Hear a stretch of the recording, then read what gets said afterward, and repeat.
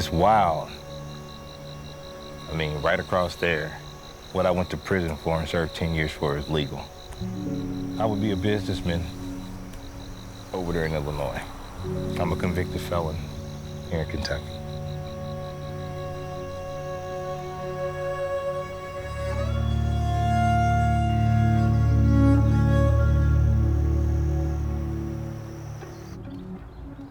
I'm from Paducah, Kentucky.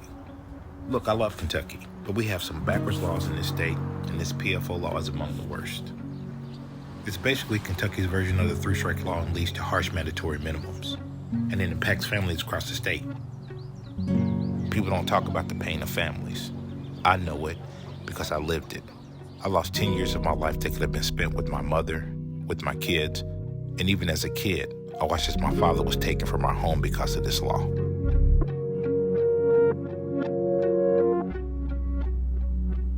You going away, it impacted us. Oh yeah, I know it. You know, it really impacted did. the whole family. It was hard on me because I had never been inside of jail before. Right. Till I got 39. Yeah. But you've been gone for nothing so long. Well, I ain't gonna say for nothing, but some of us received a whole lot more time than the crime was. Yeah.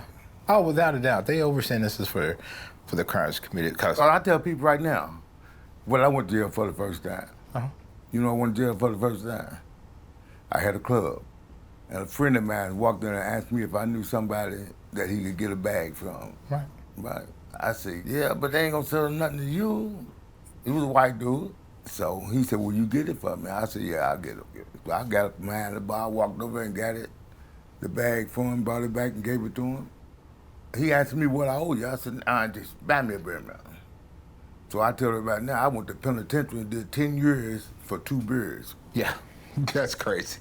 Right. 2 Bud Lights. I'll never get it. I lost my freedom for a damn $3. Yeah. Yeah. Once you get out, you might well be still locked up because they take all the opportunities away from you. Yeah. That's why I got busted the second time, because I was so mad about the first time. Yeah.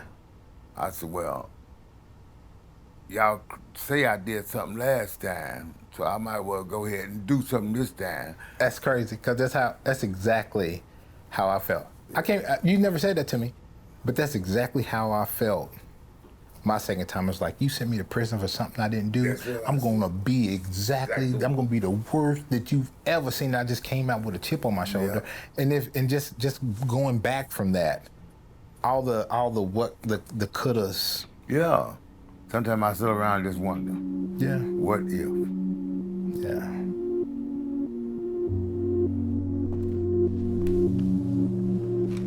Your husband, both of your sons, incarcerated. Mm-hmm. What you had to go through, never have broken a law in your life. Yeah. And then there was a time you both were in there at the same time. He's in one and you're in another. How was that? I mean... That was awful. Yeah. That was just awful. That's a generation of curses. That's what I think. Yes.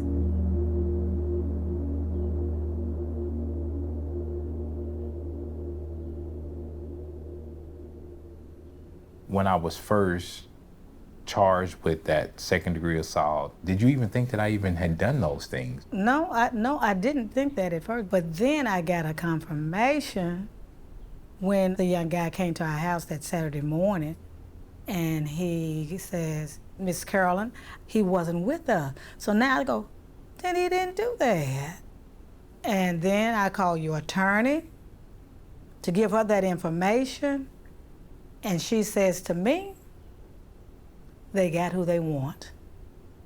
And I walked into your room early one morning and you were down beside your bed and you were praying. Yeah. And you were asking God, why is this happening to me? Because I didn't do this. And then he didn't do this. But what can I do? But so with you going in there was very frightful for me. My child is going into something I haven't treaded there. I haven't even been there. He's going into this danger, that I can't protect him from. I don't know how he's going to be treated. I don't know what he's eating, where he's laying. It was very hard to see that because I knew what your interests were. I knew all you ever wanted to do was be with family, do your sports, and there was nothing that I could even do for you. But I remember that. Yeah. And that was, I didn't pray. Yes. I didn't pray.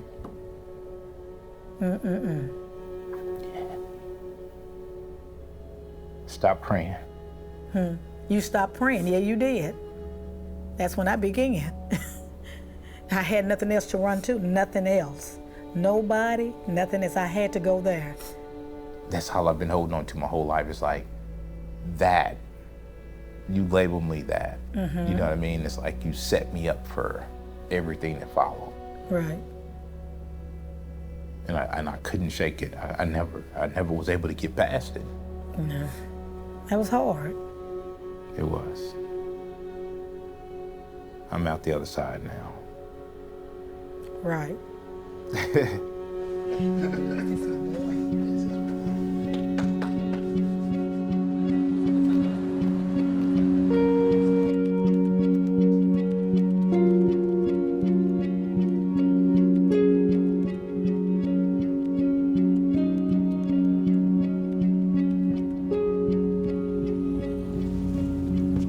Hey, Congo.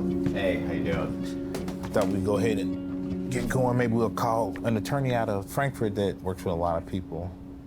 Hey, Marcus, what's going on with you? Hey, Philip, how you doing, man? I got you on speakerphone, and Congo's here. I wanted to do some follow-up with you Sure. as far as when it comes to that persistent felony offender. The bill that I've drafted, I know it's asking for a lot. And you know, but like, I think the key points that need to happen is like, nonviolent offenders shouldn't be required to do a mandatory 10-year sentence. You know, my sense is that if you keep it focused on the non-violence or non-drug related offenses, I think you'd get a pleasantly surprising reception. Hey, thank you so much. People will listen on everything else, but they'll start tuning us out when we start speaking of drug offenses. When it comes to our meeting with Commonwealth Attorneys Association, and I think we need to really firm up that language and make it so that a child can understand it. The hill I'm willing to die on is that the mandatory 10 for nonviolent offenders. Okay. That's inhumane. That's too much time. It's just, it's ridiculous.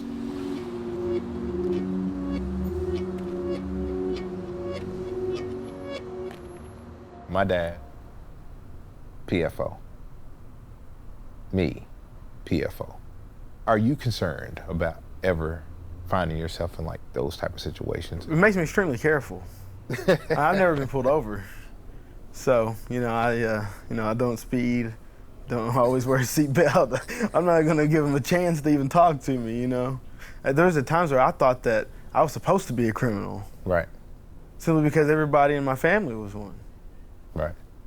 You just thought that was naturally where you would end up at, right? Yeah, well, the deal is I feel like the younger generation is just always watching the older generation. Yeah. You know, so for me to see what my folks do, it just puts me right down into the same trap. Yeah.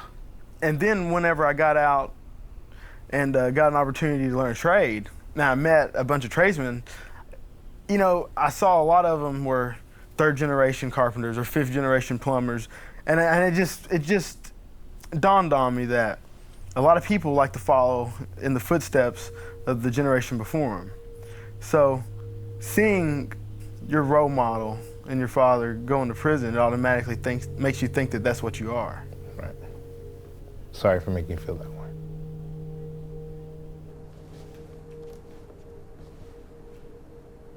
You know how I try to explain to you sometimes, like, how crazy it was for me being in prison and then, you know, you being here, you being 5 years old when I left, and you were 15 when I came home. It was like I was looking for a relationship with you, and that wasn't possible.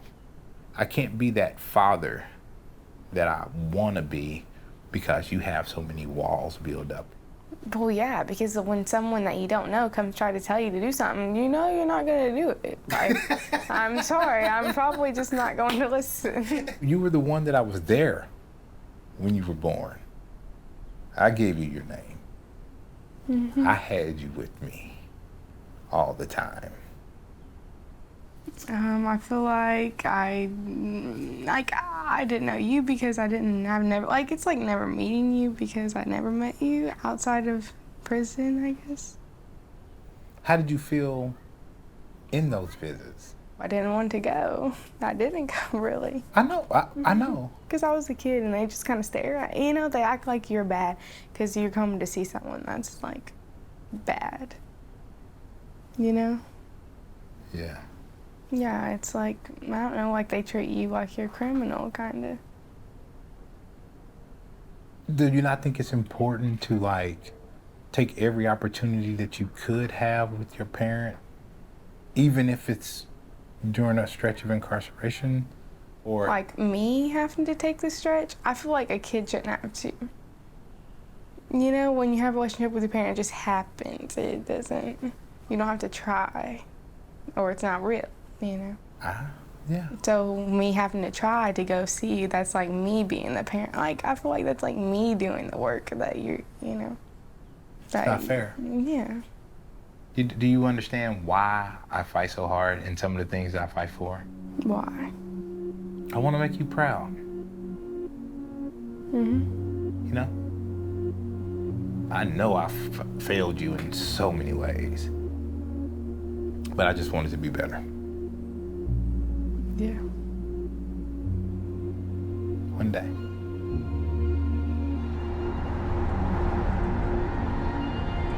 It's really hard. Hard on me, hard on my family. And that's why I'm working so hard to reform this PFO law, because I don't want any families to have to go through what we've been through.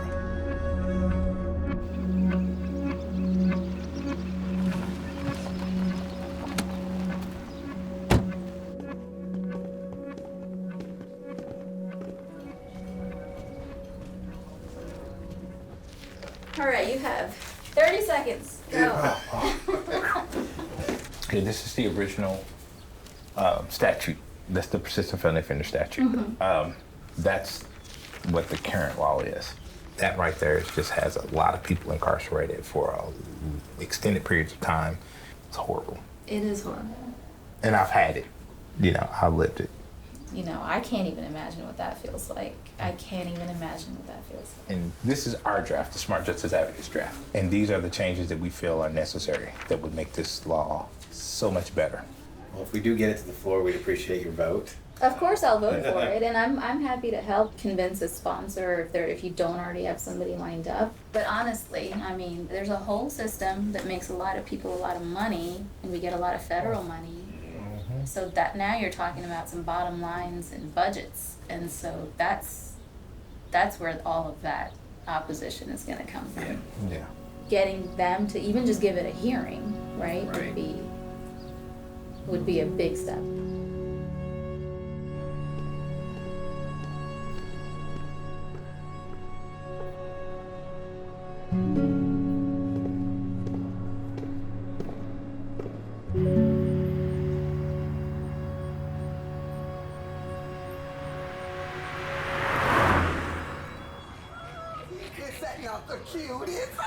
That's Marcus. You see that? 1973. Oh, wow.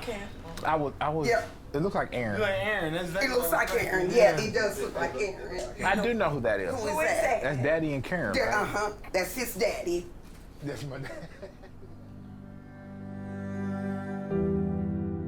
We're removing so many fathers from the households. Not just my family, but families across the country, across the whole United States are falling into this. When you look at these systems that they have in place, it seems like the black family doesn't mean as much. Because I can remember sitting in courtroom with one of my cases, the person that went before me, they talked about the family structure and that the judge sentenced him and didn't want him to go away because of his ties to the community, his family, his children would suffer, so on and so forth. But we never get those same considerations. And it's like, it just made me mad.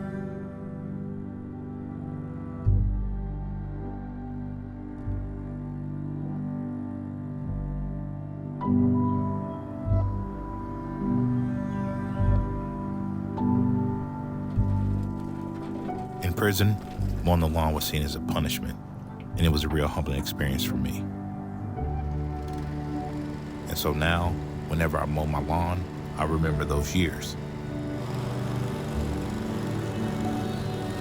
I often think about this quote: if you want to understand patience, watch a tree grow. But if you want to understand persistence, observe the grass, because it keeps coming back.